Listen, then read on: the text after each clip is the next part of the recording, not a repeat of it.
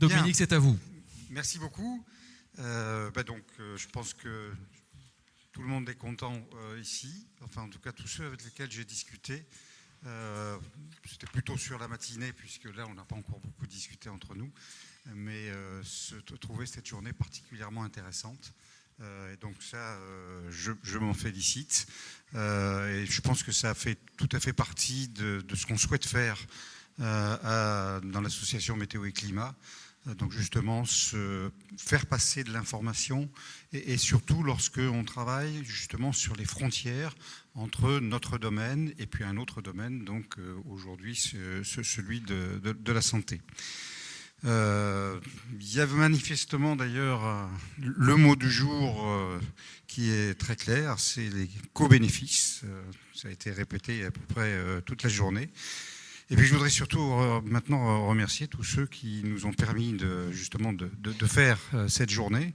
Alors en premier lieu, c'est le conseil scientifique qui a conçu justement toute l'organisation, trouvé les orateurs que vous avez vus aujourd'hui. Et donc d'abord son président, donc vous l'avez vu ce matin, Rémi Slama. Et les autres membres de ce conseil scientifique, Cyril Caminade, Laurie Marot, Gilles Ramsten et Éric Brun. Donc ça, c'est vraiment une des parties très très importantes pour faire une telle journée. Je veux aussi remercier l'ensemble des orateurs, justement, qui ont été trouvés par ce conseil scientifique. Je veux remercier notre animateur, Éloi, qui travaille toujours de façon très intéressante et excellente, je veux dire, et toute l'équipe de Météo et Climat qui est donc derrière cette journée. Il y a un point que je voudrais quand même préciser un petit peu. J'ai eu une question d'un d'ailleurs de nos orateurs, me disant c'est vraiment excellent comme journée, c'est très important, c'est très intéressant, mais c'est quand même dommage que la participation soit payante.